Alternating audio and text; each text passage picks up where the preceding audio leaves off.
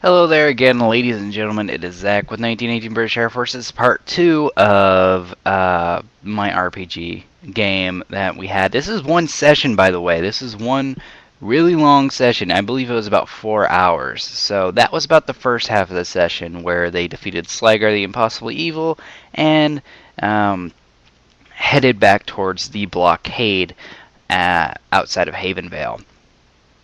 Um, They get to the guard, and immediately Geo wants to use a intimidation check to force him to do anything. I really can't describe what he was planning on doing. He just wanted to do an intimidation check to make sure he was actually getting paid.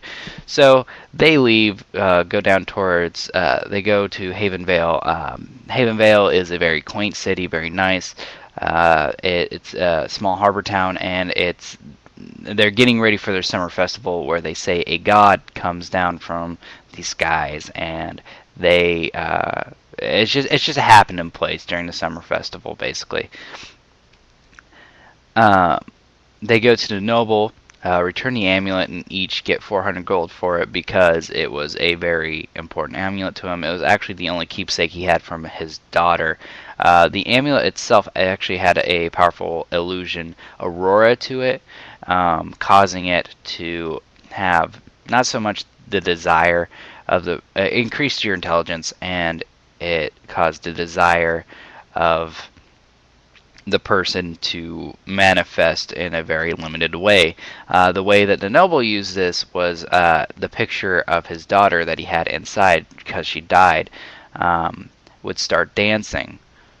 And that's how he used it. The way Slagar used it, he made the flames blue and increased his intelligence further so he could become a wizard. But really, we didn't get to see too much of that because Geo just ran up to him, stabbed him hard, he exploded. So at this point, I didn't have enough stuff to continue doing anything. So the rest of this was just off the top of my head. Since I didn't have anything, I did have a couple of basic things ready. So the players all bought stuff at the armorer. I believe that the elf got a new bow and a mace, actually, so she did some melee combat earlier. And then there's a couple other things that people got. It wasn't too major. The Slagar's top hat, our samurai picked it up, and he got it armored for 1+ armor, and it it was pretty impressive. He was really impressed with that. He liked it a lot. So, after everybody bought what they needed to buy, they went to the tavern where they talked to the patrons. They never talked to the dwarf. I wanted them to talk to the dwarf. The dwarf was going to have a small quest for them. It was going to be killing wolves outside of the city. Sadly, they never talked to the dwarf who owns the tavern there. My buddy, the samurai, really wanted to buy a tea house, but he did not have enough platinum for that, so he didn't get a tea house. He was very fervent about asking people. He also wanted his hat enchanted. I will eventually have something for his hat to get enchanted, so uh, that's that. Also, when they defeated Slagar, they found a magical dagger that glowed. That was it. That was the only real loot that they found. Um, so after that, they started talking to the patrons. Geo found an orc in the corner, and this orc was very sulky. So it was an orc shaman on a spirit journey, and he was afraid that he wouldn't go back to Basalov, his home, because he liked society too much. So that was interesting. That was just a little story element that I threw in there. Next, there's a group of mercenaries that were just sitting there. We'll get to them in a second. And then there's a very distressed old woman asking for help from anybody around. I wonder what quest this could fucking be. So they go up to the old lady and ask, "So, ma'am, what is your problem?" The old lady says, I seem to have a problem with the rats in my cellar. So yeah, I did it. I don't care. Okay, every RPG needs to have a rat cellar quest. Period. Um, they all accept it fervently. Geo's extremely excited about the rat cellar quest, and so they the next morning we're planning on going to the old lady's house. Also, since they didn't, since two of the characters went and slept outside of the city, they Kitty, I will feed you in a second. Please bitching. Stop bitching. I'm vlogging here. God. Um, the two kitties. No, no. Two of the characters decide to sleep outside of the city, and the other two, four, yes, two, decided to sleep in a tavern. The tavern was going to have a quest if all five or all four of them did stay. Where actually it was one of the first sessions I ever played.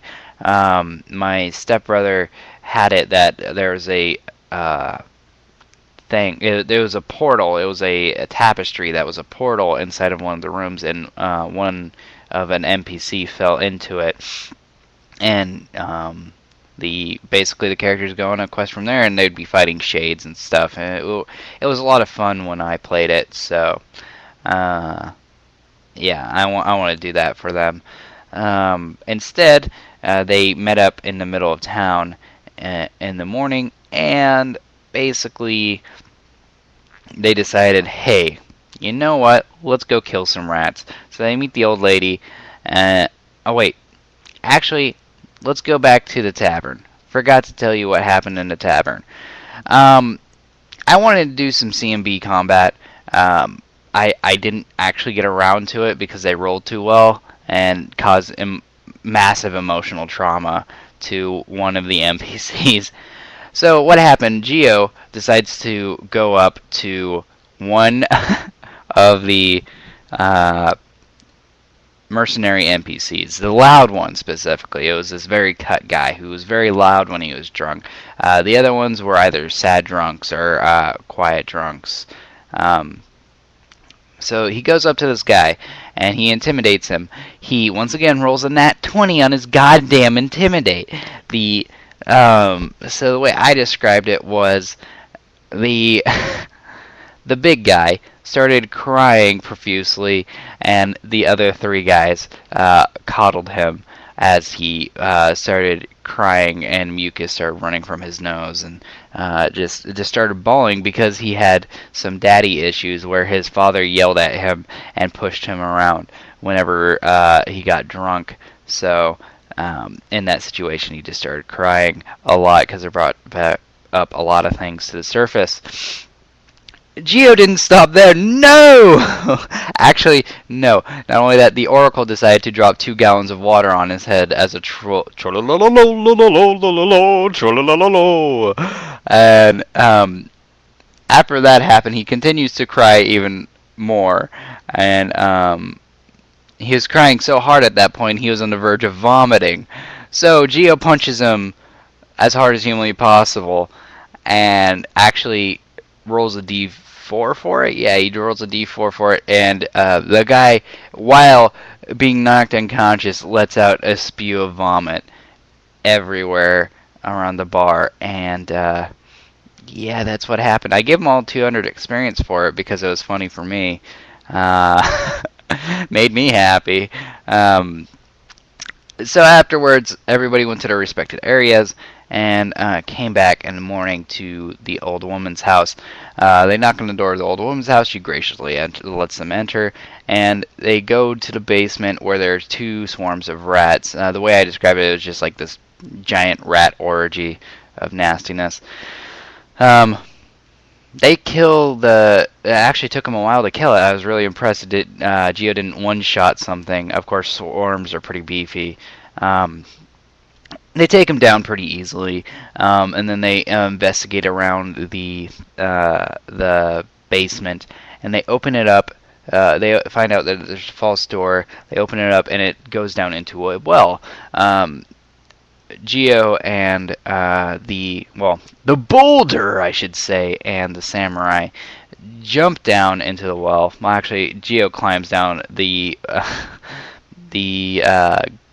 samurai falls down, and they go investigating in this well. It's actually not connected to a sewer system, but it's a natural water cave, and the old lady uses it to get her water. Duh.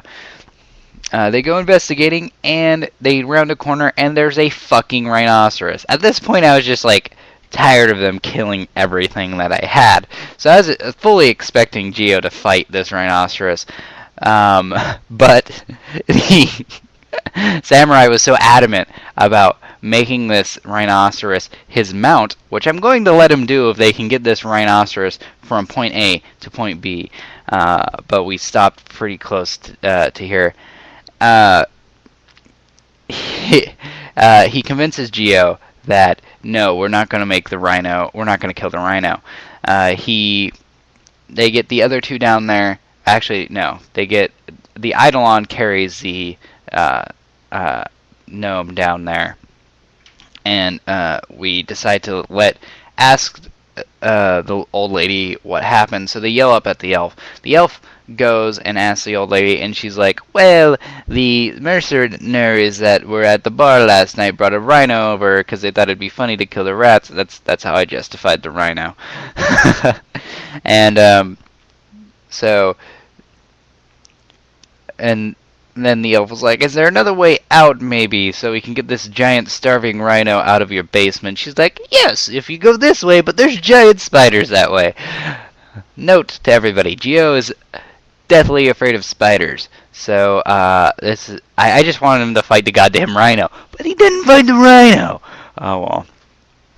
So, this is where we stop. The elf climbs down into the well, and the party is ready to fight some giant goddamn spiders. I'm excited about that because Geo's just going to be crying the entire time. I'm pretty sure they will level as soon as that's done, and I'm pretty sure our fifth player will be joining us next time. So the next time we will be having a... I'm not even sure what race, actually.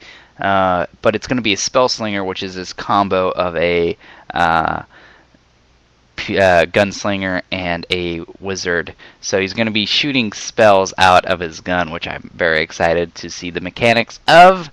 But anyways, ladies and gentlemen, this has been Zach with 1918 British Air Force. If you watched all of this, you're a trooper. But yeah, so it's going to be pretty interesting to see exactly what happens and what my players will be doing. Basically, they just trolled me the entire time, so I'm excited. I'm excited. I hope you guys are excited.